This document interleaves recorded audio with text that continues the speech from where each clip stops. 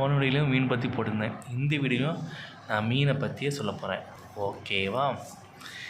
எல்லாம் தெரிஞ்ச மாதிரி மீன்லேயும் எல்லாத்தையும் இருக்கிற மாதிரி மீன்லேயும் எனக்கு ப்ரோட்டீன்ஸ், விட்டமின்ஸ், மினரல்ஸ் எல்லாமே இருக்குது. ஆனால் முக்கியமாக மீனில் என்ன இருக்குன்னா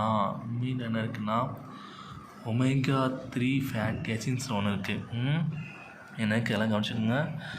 ஒமேகா 3 ஃபேட்டி ஆசிட்ஸ்னு ஒன்று இருக்குது. சரிங்களா? ஒமேகா 3 ஃபேட்டி ஆசிட்ஸ் வந்து அன்சாச்சுரேட்டட் ஃபேட்டி ஆசிட்ஸு. இந்த அன்சாச்சுரேட்டட் ஃபேட்டி ஆசிட்ஸ் வந்து ஒரு உடம்புக்கு தேவையான எசென்சியல் ஃபேட்டி ஆசிடு. ஓகேவா? இந்த அன்சாச்சுரேட்டட் ஃபேட்டி ஆசிட்ஸாக என்னது உடல் நலத்துக்கு நல்லது. சரிங்களா? அது போக நம் செல்லில் இருக்கிற செல் மெம்பரேன் ஃபங்க்ஷனிங் ஆகிறக்கும் இது ஹெல்ப் பண்ணும். ஓகேவா? இந்த மீனில் இருக்கிற கொழுப்பு வந்து நல்ல கொழுப்பு தான். அந்த கொழுப்பு என்னது? Omega 3 fatty acid.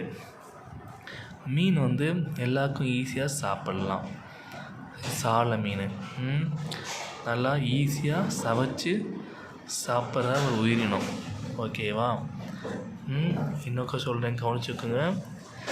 மீனில் எல்லாத்தையும் இருக்க மாதிரி ப்ரோட்டீன்ஸ், விட்டமின்ஸ், மினரல்ஸ் இருக்குது. ஆனால் மீனில் முக்கியமாக ஒமேகா 3 ஃபேட்டி ஆசிட்ஸ் இருக்குது.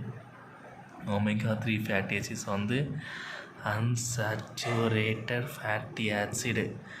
அன்சாச்சுரேட்டட் ஃபேட்டி ஆசிட் வந்து உடம்புக்கு தேவையான எசென்சியல் ஃபேட்டி ஆசிடு. இது என்ன பண்ணுன்னா எசென்சியல் ஃபேட்டி ஆசிடு உடல் நலத்துக்கு நல்ல கொழுப்பு தான். அது போக செல் மெம்பரேன் ஃப்ளூயிட் ஃபங்க்ஷனுக்கும் நல்லா ஹெல்ப் பண்ணும்.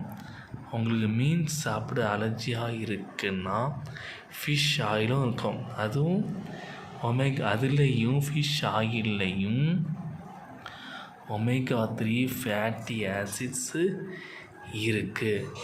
அதுலேயும் எசென்சியல் ஃபேட்டி ஆசிட் இருக்குது. ஓகே ஃப்ரெண்ட்ஸ், எல்லோரும் மீனை சாப்பிட்டு என்ஜாய் பண்ணுங்கள். Take care.